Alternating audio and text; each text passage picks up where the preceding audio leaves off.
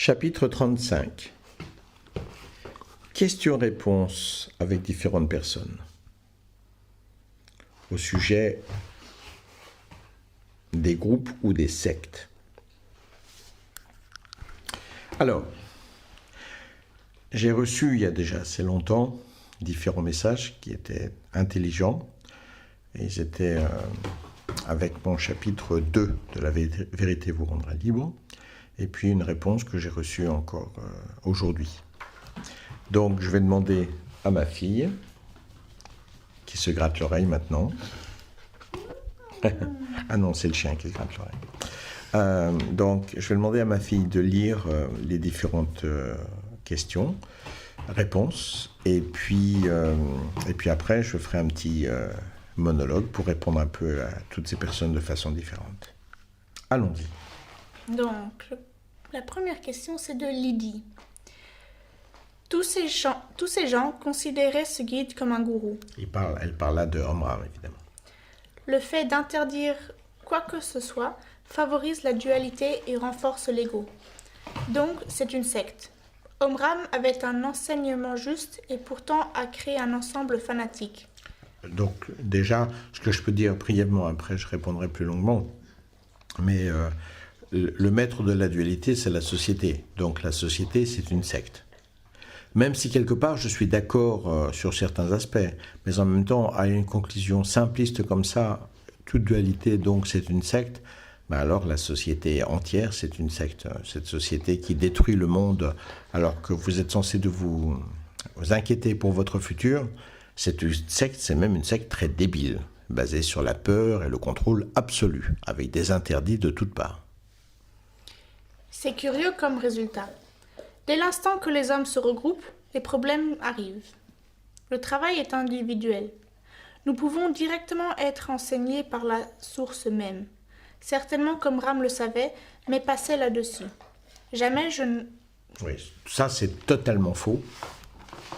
Dans le sens où, oui, on peut se brancher sur la source et avoir certaines informations, mais on va s'y brancher avec tout le programme de mensonges, de manipulation, de peur, de terreur et de dualité que la société nous a enseigné. Donc déjà, votre speech à vous, qui parle de terreur, de dualité, et donc qui sous-entend qu'elle n'a pas de dualité, c'est ridicule, franchement ridicule.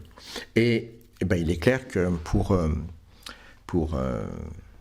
travailler, il faudrait s'isoler de tous ces mensonges, de tous ces chantages, de toute cette manipulation. Donc, chère madame, je crois que c'est une dame, vous vivez au sein d'une secte extrêmement manipulatrice et dangereuse et autoritaire qu'est la société. Comment faites-vous pour apprendre...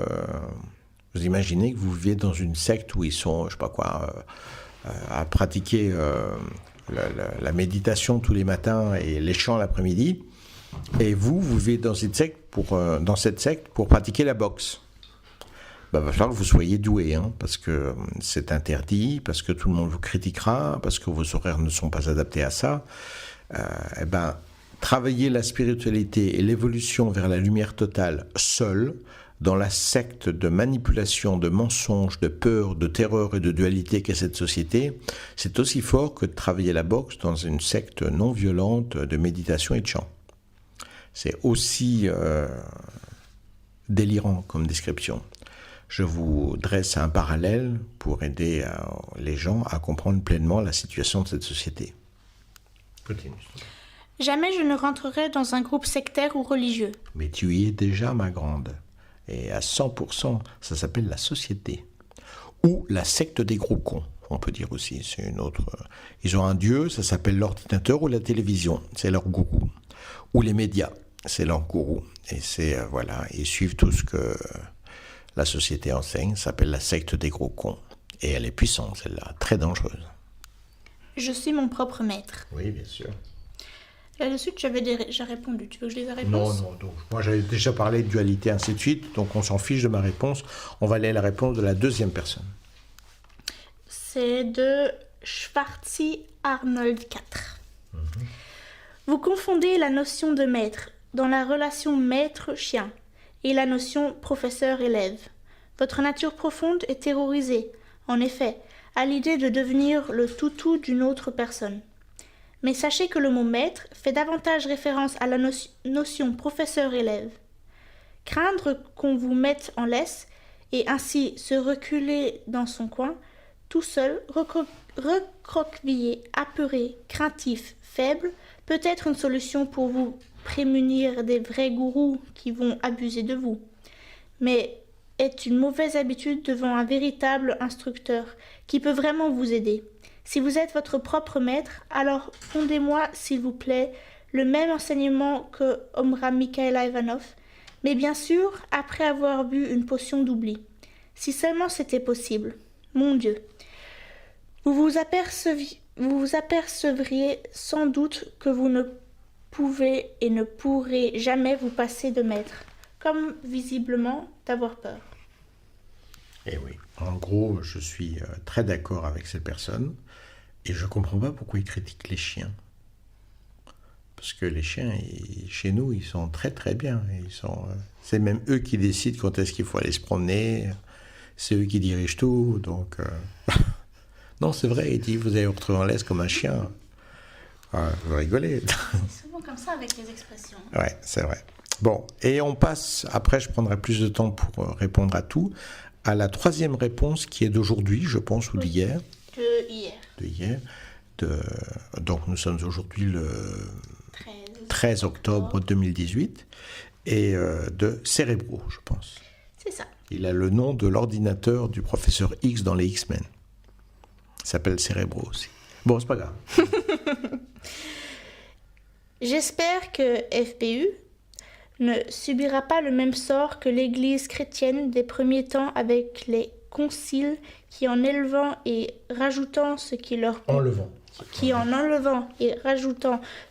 plaise au gré ces centaines ont énormément déformé le message initial. Ok. C'est tout. Alors maintenant je vais répondre. Tu peux sortir. Non, tes chiens peuvent t'emmener dehors. Merci. Ouais. Ok. Alors maintenant, je prendrai plus de temps pour répondre en détail, que je ne vais pas retenir ma fille qui a d'autres choses à faire. Et déjà, je vais répondre à l'aspect effectivement de peur d'une personne qui dit « je ne ferai jamais partie on le refait, je ne ferai jamais partie d'une secte ». Et comme je l'ai dit précédemment, vous faites déjà partie d'une secte, la secte des gros cons. Et quand je dis ça, vous allez dire « oh, vous insultez cette dame, je crois que c'est une dame ». Non, je ne sais même pas diriger vers elle. C'est l'analyse propre et froide de cette société. C'est une secte des gros cons. Et à tel point qu'on peut vous emmener à manger n'importe quoi, qu'on peut vous faire accepter n'importe quel vaccin, n'importe quelle croyance, n'importe quelle manipulation, n'importe quelle terreur, n'importe quelle... Moi, j'ai vu encore il y a 2 jours environ des interviews et des speeches de Dieudonné. Et pour les Français qui doivent bien connaître ça, je suis désolé, quoi, mais même si parfois il va un peu loin dans son humour, sur plein de choses, il a complètement raison. Il a complètement raison. Il présente une mitraillette en plastique en expliquant combien de balles ça peut tirer, combien les balles explosent, enfin bon, la destruction totale. Il dit « Ah, c'est construit dans tel ville en France, j'ai oublié le nom. » Il dit « Voilà, c'est produit en France, et ça c'est complètement autorisé, on en vend partout dans le monde, c'est complètement autorisé en France. » Pas comme certains de mes DVD qui sont formellement interdits. Quand vous voyez ça, et que vous voyez cette dame, je pense, qui dit « je ne ferai jamais partie d'une secte », regarde de quoi tu fais partie, ma grande. Je veux dire qu'un être comme Dieudonné n'ait absolument pas le droit de communiquer, de parler, d'exister, qu'on fasse tout et qu'on utilise toutes les lois à mauvais escient pour le détruire, pour le massacrer, pour le ravager, détruire sa famille, c'est du fascisme à l'état pur. Et c'est la même chose pour les réfugiés qui sont coincés au Pas-de-Calais. C'est la même chose pour tellement d'horreurs qui se passent. Il y a plein de gens aujourd'hui qui sont au chômage et qui sont immolés devant les centres qui leur refusent de donner de l'argent. Et c'est pas 2 ou 3 cas, hein, c'est beaucoup plus que ça, à tel point qu'aujourd'hui, devant plein de centres, on met maintenant des équipes de sécurité, des gardiens de sécurité. Bon, au moins, ça crée du travail, vous allez dire. Et c'est ça que vous acceptez, madame. Qui que vous soyez, la secte des gros cons, l'horreur totale, absolue. Claire Sévrac était une Française qui parlait de Monsanto, de la nourriture qu'on doit avaler, des vaccins, des médicaments. Cette dame, elle a chopé un cancer foudroyant au foie. Elle est morte en 2 ou 3 semaines. Les cancers font des progrès, hein. Ils sont de plus en plus rapides et foudroyants. Et tout ce qu'elle avait fait, ça a disparu, dites donc. Ça a été effacé d'Internet, ses livres ont été effacés. C'est les suites naturelles du cancer, c'est bien connu. C'est le cancer, vous dis-je. La secte des gros cons. Et quand vous prenez le comportement du président d'aujourd'hui, mais il vous rit au nez, à vous tous. Il se moque de vous en long, en large et en travers. Et pourtant, vous irez voter pour le prochain président qui refera la même chose. Vous êtes attrapé dans un piège de folie furieuse. Et vous osez décrire un groupe comme étant une secte. Alors oui, toute secte est dangereuse, je suis tout à fait d'accord. Par exemple, la secte des footballeurs, la secte des partis politiques, la secte de la société, et la secte de la FBU, s'il se comporte en secte, et la secte des Mormons, s'il se comporte en secte. Oui, tout à fait, toute secte. Mais alors, il va falloir aller vivre dans une cave, dans une grotte, cachée de tous, sans aucun contact avec qui que ce soit.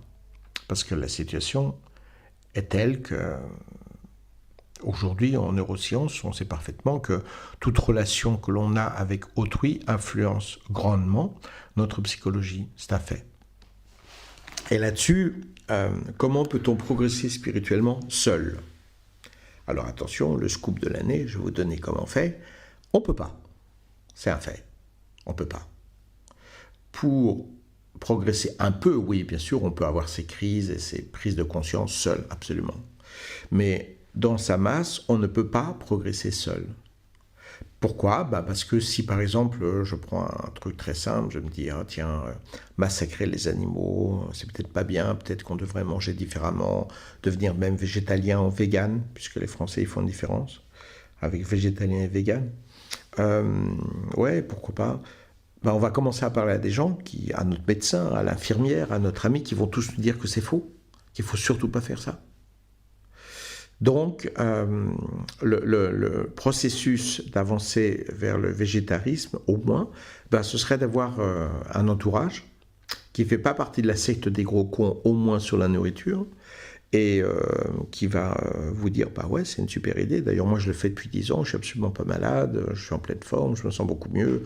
Au niveau de la conscience, c'est fantastique, j'économise de l'argent, blablabla. Bla, bla, bla. C'est normal. On progresse à coup de relations avec autrui.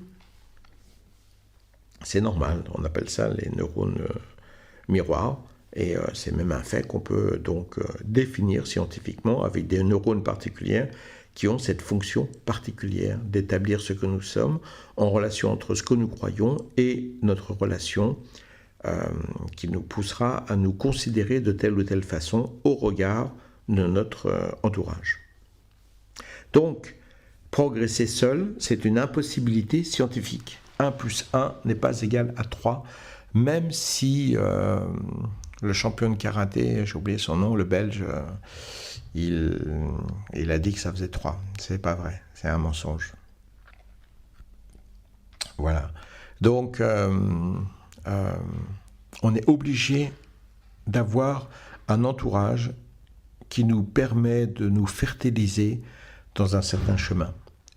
Et ça se comprend parce que si on plante des graines dans un endroit qui ne correspond pas à la progression de cette plante, à l'expansion de cette plante, elle mourra.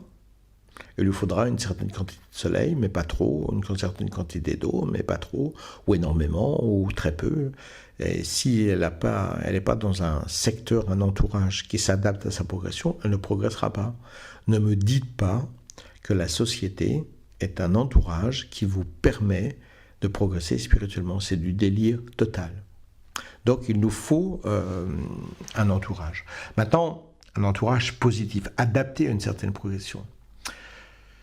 La relation de maître à élève, par exemple, comme disait, je pense, le deuxième, il a parfaitement raison quand il exprime ces idées-là, parce que je redonne ma hiérarchie que je donne régulièrement, donc je vais la redonner. Hein. Vous avez les babouins. Premier niveau, c'est les babouins. Voilà, c'est la secte des gros cons. Hein. C'est les babouins, ils se battent pour les bananes et les cacahuètes. Puis après, vous avez les humains, qui font toujours partie de la secte des gros cons, mais qui commencent à se poser des questions. Peut-être que c'est pas bien de faire partie de la secte des gros cons. Peut-être qu'ils nous mentent. Ah, on commence déjà à progresser un petit peu. Et à se poser des questions, à douter. Et cette progression va peut-être nous amener soit à retourner chez les babouins, parce qu'on sera remis en place, ce sera le cas la plupart du temps, ou progresser vers l'état d'élève. Un élève, c'est quelqu'un qui cherche à s'élever. C'est pas parce qu'il est un professeur, c'est un élève parce qu'il cherche à s'élever. Et ce faisant, il commence à faire des recherches et il commence à appliquer certaines choses. Ce sera le maximum de l'endroit où vous pouvez vous trouver, madame, la première qui dit « je ne ferai jamais partie de secte ». C'est à peu près le maximum qu'on peut atteindre seul. C'est quitter le groupe de babouins pour arriver au groupe d'humains et même au groupe d'élèves. Mais si ensuite on est seul, on n'ira jamais plus loin. Au-delà de l'élève, on doit trouver un surrounding, un entourage qui nous permet de nous développer plus grandement. Et là, on devient un disciple. Et on n'est pas un disciple parce qu'on suit le maître Taras Bulba ou Zmulubulu Bombe. On devient un disciple parce que maintenant, on ne cherche plus c'est plus simplement appliquer certaines choses, mais on discipline sa vie. Et discipliner sa vie, c'est difficile. À travers l'endoctrinement de la secte des gros cons, des babouins, c'est difficile. Au début, ne pas boire de bière, ne pas manger de viande, ne pas trahir quelqu'un, respecter le chant d'amour, c'est difficile. Respecter l'harmonie en soi et autour de soi, c'est difficile. Il faut de la discipline. Et puis, au bout d'une longue pratique de discipline, parce qu'on est entouré par des gens qui ont la même discipline et qui m'encouragent à appliquer la même discipline, qui me critiquent quand je n'ai pas le niveau, qui me motivent, à un moment, j'arrive à ce que cette discipline fasse totalement partie de moi. Alors, je ne suis plus un disciple, je suis un maître. Parce que je maîtrise ma vie. Non pas parce que j'ai 40 disciples, mais parce que je maîtrise ma vie. Le fait que l'on ait un maître ou des disciples ou des élèves, c'est une conséquence de l'évolution, de l'élévation. Ce n'est pas le but en soi ou la référence même pour classer quelqu'un en tant que maître ou en tant que disciple. On maîtrise sa vie. C'est-à-dire que ne pas manger de viande, ne pas boire d'alcool, ne pas... Souvent, les gens me disent « Oh, Iji, tu as une discipline fantastique ». Je dis, c'est comme si moi, je vous disais que vous avez une discipline fantastique parce que vous mangez 4 carrés de chocolat tous les soirs. Non, vous faites ça parce que vous aimez ça. On ne va pas dire, oh, quelle discipline avec ton chocolat tous les soirs. C'est évident. Vous faites ça parce que vous l'aimez, parce que vous aimez le chocolat. Eh bien, moi, toutes les choses qui sont pour vous difficiles, qu'il vous faut discipliner dans votre vie, c'est un plaisir. Je ne peux pas blesser quelqu'un. Je ne peux pas trahir un ami. Je ne peux pas manger de la viande. L'odeur de l'alcool me dégoûte. L'odeur de la cigarette me répugne.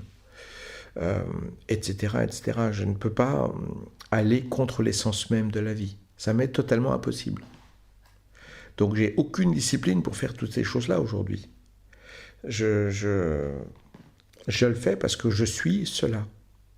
Et en ce sens-là, ne faisant aucun effort pour toutes ces choses-là, telles que pratiquer, m'entraîner, transpirer, ça fait partie de ma vie, c'est un plaisir. Donc ce n'est plus une discipline, mais une maîtrise. Je maîtrise ma vie et je suis en paix avec mon existence. Et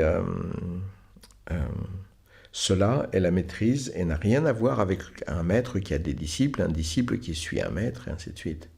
C'est un chemin d'évolution dans lequel certains compagnons de voyage pourront nous tirer, nous motiver, nous pousser. C'est parfois ce que moi j'appelle un coup de pied au cul ou un coup de pied occulte. C'est de toujours en avant, toujours en avant, toujours en avant. Et pour ça, au regard de la masse négative de cette société, il faut au moins un petit groupe autour de soi qui nous permette cette avancée. Quant à la secte elle-même telle qu'elle est présentée dans notre société, alors que la secte, la société, comme je le disais, c'est la secte des gros cons, donc c'est une secte qui se moque de la secte. C'est la charité qui se moque de l'hôpital, quoi. On va dire que, par définition, je crois, malgré tout, que les gens sont tellement malades. Moi, je travaille avec, selon les moments, entre 2 et, disons, 20 personnes maximum. Selon les endroits où je suis, il y a des gens qui travaillent avec moi dans tel ou tel pays, qui s'entraînent un peu, qui suivent mes conférences. Je ne parle pas des gens auxquels je réponds maintenant et que je ne rencontre que sur Internet, qui sont donc des gens qui prennent certaines parties de ce que j'apporte, qui ne prennent que ce qu'ils veulent bien prendre et que je ne connais en aucune façon. Donc je ne sais pas s'ils ont une quelconque discipline, une quelconque élévation. Je parle vraiment des gens qui travaillent avec moi. Et déjà à mon niveau, une vingtaine de personnes, ben c'est difficile de voir tout ce qu'ils vont pouvoir développer de négatif et de pouvoir le corriger, le contrôler. Et ça va dans tous les sens, hein. Et pas simplement dans le sens, comme voudraient bien le croire tous les babouins de la société, dans le sens de la secte. Moi, quand on fait des méditations au lever de soleil, par exemple, je ralentis énormément ma respiration et mon cœur. Donc la buée qui apparaît dans certains pays, quand je fais ça, quand il fait froid, ben, la buée n'apparaît plus. Vous voyez, la fumée, je ne sais pas comment on appelle ça, quand vous respirez, n'apparaît plus parce qu'il fait froid et parce que je respire très lentement. Donc moi, j'ai déjà entendu des élèves qui disent Iji s'arrête de respirer pendant plus d'1 heure quand on fait de la méditation. Et quand j'ai entendu, je dis mais arrêtez vos conneries, qu'est-ce que vous racontez là? Je respire plus lentement, mais si je pouvais m'arrêter de respirer pendant 1 heure, mais je serais un génie. De quoi vous me parlez? Donc, c'est important de contrôler le délire des gens qui veulent admirer, c'est important de contrôler la méchanceté des gens, c'est important de contrôler leur délire, leur peur, leur manipulation, leur jalousie, leur fainéantise, leur arrogance. C'est déjà un travail très large. Et je pense que quand on dépasse 30, peut-être 40 élèves, grand maximum, on ne peut plus contrôler. C'est déjà trop loin de vous, et même en tant qu'expert, vous ne contrôlez plus. Et je pense que, au-delà de l'enseignement du maître Omram, de tout ce qu'il a pu faire, je pense qu'à partir d'un moment, moi je voyais, quand je lui parlais à lui directement, quand il était vivant, je parle, il y a plein de choses qu'il ne gérait pas. Il y a des gens qui contrôlaient, mais il y a plein de choses, des gens qui ne connaissaient même pas, qui étaient là des fois depuis, au bon fin, depuis 3, 4, 5 ans, ils ne les avaient jamais rencontrés. Ils n'avaient aucune idée de leur situation. Et c'est normal, quand on a, à un moment, il tournait avec plus de 1000 personnes au bon fin. Comment voulez-vous suivre et connaître tout le monde et surtout savoir comment ils ont pris un enseignement, une conférence, comment ils l'ont assimilé? Donc, moi, ma politique, c'est de rester avec un petit groupe. Et de contrôler l'évolution des gens. Quand ils parlent dans un délire, dans une violence, dans une arrogance, dans une admiration totale, je leur parle et je les calme. Et s'ils refusent absolument parce qu'ils ont raison, je leur dis au revoir. Parce qu'ils ont le droit de percevoir et de vivre les choses comme ça. Et même s'ils m'admirent totalement et qu'ils veulent seulement m'admirer, je leur dis c'est très gentil, mais au revoir. Va admirer quelqu'un d'autre. Et c'est difficile de pratiquer avec moi et c'est aussi très difficile de rester avec moi. Parce que je ne suis pas un monstre, mais j'essaye de... C'est de la chirurgie, c'est au niveau de la chirurgie. Dès que vous commencez à recevoir quelque chose qui vous permet de vous dire que vous avez absolument toujours raison parce que vous êtes vegan, ça craint, hein, parce que moi je connais des véganes qui sont aussi des gros cons. Donc, même si, sur certains aspects, ils sont très intelligents, c'est vrai, mais le véganisme, je ne sais pas comment dire en français, le fait d'être vegan ne vous protège pas d'être obsédé sexuel, d'être délirant, d'être parano, d'être schizo, d'être égoïste, vous aimez les animaux et rien d'autre. Dans ce cas-là, c'est bien, vous avez certains bons aspects, mais vous avez aussi de très mauvais aspects. Donc, il faut rester conscient de tout. Et il y a des gens qui pratiquent avec moi les arts martiaux, l'enseignement Shaolin, et qui disent, maintenant que je suis capable de faire des super coups de pied, ah bah là, ça y est, je suis arrivé. Hein. Tout ce que je dis, c'est la vérité. Ben non, j'ai connu des champions d'arts martiaux qui traitaient leurs femmes comme de la merde. Mais franchement, je me souviens d'un type à Valence qui m'avait invité et j'avais pratiqué avec lui. Et le mec était vraiment un mec brillant, génie dans les arts martiaux.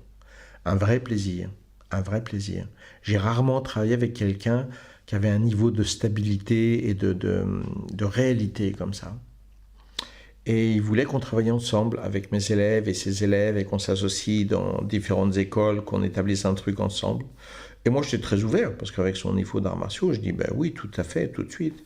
Et puis après un cours, on va dans le bureau, je discute avec lui, et puis il appelle sa femme, qui était aussi une ceinture noire, qui avait pratiqué avec nous, et il l'insulte parce qu'il n'a pas sa bière, mais il la traite vraiment comme une chienne. Après, elle vient, il l'insulte encore. Quand elle sort, mais ferme la porte, espèce de connasse, tu pourrais au moins fermer la porte. Et après, il me dit, alors qu'est-ce que tu penses d'une association? Je dis, ben, je ne travaille pas avec un mec comme toi. Il me dit, comment ça, je ne comprends pas. Je dis, ah ouais, non, mais en karaté, t'es brillant, mais t'es un gros con. T'as vu comment tu parles à ta femme? La réponse, c'est non. Je ne m'associe pas avec quelqu'un comme ça. Et en aucune façon. Et il ne l'a pas vu venir, parce que pour lui, il ne se cachait absolument pas de son attitude avec sa femme, parce que ça n'avait rien à voir avec les arts martiaux. Et voilà, donc il faut travailler proche des gens et contrôler l'évolution des gens, tester l'évolution des gens, leur façon de vivre, d'agir. Hein? Ton corps parle si fort que je n'entends pas ce que tu dis. Tes actions parlent si fort que je n'entends pas ce que tu dis. Et pour écouter votre corps, pour écouter vos actions, il faut être proche de vous. Et au bout d'un moment, il est temps peut-être vous-même d'avoir votre propre groupe. Je pourrais imaginer un jour, s'il y avait beaucoup de gens qui voulaient travailler avec moi, ce que je ne cherche pas à faire, mais ça pourrait arriver, que j'ai 2 ou 3 élèves très avancés qui soient prêts à fonder leur groupe. Et alors, ce serait leur groupe avec lequel je pourrais avoir une interaction, mais ce serait le rôle des gens très avancés de gérer l'évolution des gens dans leur groupe. Mais au-delà de 30-40 personnes, on ne gère plus les choses. C'est très difficile. Et une fois que le maître n'est plus là, prenez les enseignements, restez en contact avec vos amis si vous voulez, mais dès que vous forgez quelque chose, oui, je suis d'accord, la FBU ou n'importe quoi, ça devient une église sur laquelle on manipule, on enlève et on rajoute ce qu'on veut. Et je l'ai vu plein de fois, pas qu'avec Maître Omra, mais je l'ai vu avec plein de maîtres, où quelques années plus tard, alors que j'étais agissant pour protéger telle ou telle association qui protégeait l'enseignement dans les arts martiaux, spirituels de tel ou tel maître, les gens commençaient à parler du maître comme d'un dieu, quel qu'il soit. Et je leur disais, non mais attendez, réveillez-vous, hein. Il faisait ça, il était comme ça, il faisait telle chose et telle chose. Donc c'était un génie sur tel ou tel aspect, mais commencez pas à en faire un Superman, qui avait sa cape et qui était invulnérable, qui ne sentait que la kryptonite, et encore, fort peu, parce qu'il était encore plus fort que Superman. Il faut se calmer. Donc, il faut essayer de garder des souvenirs propres, et je dirais qu'à travers l'enseignement d'une personne, aller vers d'autres après. Expérimentez, découvrez si c'est mieux, si c'est plus riche, moins riche. Faites votre chemin, faites votre expérience. Unissez votre esprit. Soyez en paix avec vous-même. Soyez en paix avec vous-même. J'ai fait un tout petit chapitre en anglais sur les 5 clés pour vivre mieux et plus longtemps. Et les 5 clés, je ne vais pas les étaler ici en longueur, mais c'est la diète, ce qui inclut évidemment végétarisme, pas d'alcool, pas de cigarettes, etc. Mais aussi de manger peu et de faire des jeûnes assez souvent. La deuxième, c'est de faire du sport, mais du sport très large, pas un sport spécialisé, de pratiquer plein de choses pour le corps.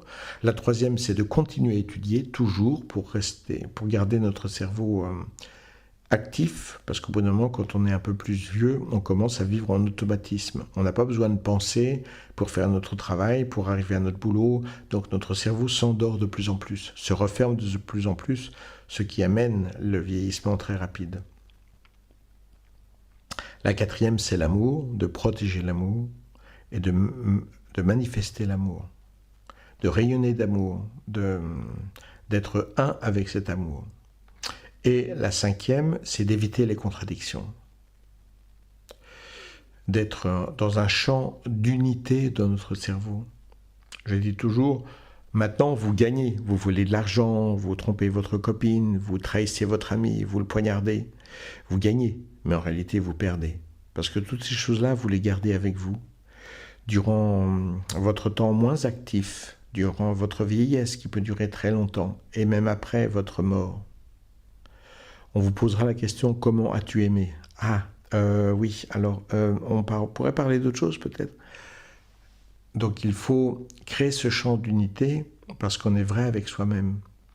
Et dans l'adoration d'un maître, dans l'adoration d'un groupe, dans l'emprisonnement d'un groupe, dans les interdictions d'un groupe, on arrive à effacer plein de choses pour accepter ce qui a été dicté par l'autorité qui va en général récolter beaucoup d'argent. Et là, vous commencez à ne plus parler telle chose, à ignorer telle chose, à nier tel aspect. Il faut rester vrai avec vous-même, en respect de ce que votre maître vous a apporté, de son enseignement, mais sans en faire un dieu, sans accepter de commencer à délirer avec les autres. Si on est 30 à avoir le même délire sur notre maître, c'est donc la vérité. Non, c'est une adoration fanatique. Restez libre et équilibré, toujours. Personnellement, j'évite la Bulgarie. J'y suis allé juste pour découvrir, espionner, me remémorer. Mais j'évite la Bulgarie parce que les gens de Bulgarie sont fanatiques avec le maître que j'étais. Et je rejette ce protocole, même si c'est tourné vers moi. Pas d'adoration. Un chemin honnête, appliqué au milieu d'amis qui vont dans la même direction, mais sans adoration ou sans haine ou renie envers la société, envers les réalités de ce monde, envers la politique, envers l'argent. Unifiez votre champ de conscience, sans mensonge, parce que les mensonges, c'est un élément perturbateur de cette unité, sans haine, sans violence, sans trahison, sans changement d'opinion et demi-tour perpétuel. Allez vers un chemin, adaptez-vous. C'est sûr que vous ne voudrez pas de la même façon à 20 ans et à 60 ans, c'est clair. Mais ça ne change pas la direction. Si vous vous rencontrez, vous, à 20 ans, alors que vous avez 60 ans, vous êtes admiratif. Celui de 20 ans admire celui de 60 ans. Or, la plupart du temps, c'est bien le contraire qui va se passer. Vous allez détester, rejeter, être très en colère. Voilà. Il faut apprendre à avoir cette unité. Et cette unité, elle ne peut exister que dans l'honnêteté des choses, sans déformation, sans déni, sans adoration. Un chant d'amour véritable envers tous ceux qui méritent cet amour, sans pour autant changer les événements. Et à travers cette vérité, vous êtes capable d'évoluer vers une paix, vers une sérénité, vers un pouvoir plus grand chaque jour. Lorsque vous vieillissez et que vous affaiblissez, vous avez la preuve que vous vieillissez mal. Évidemment, à 20 ans, vous êtes plus capable physiquement, mais moins capable spirituellement.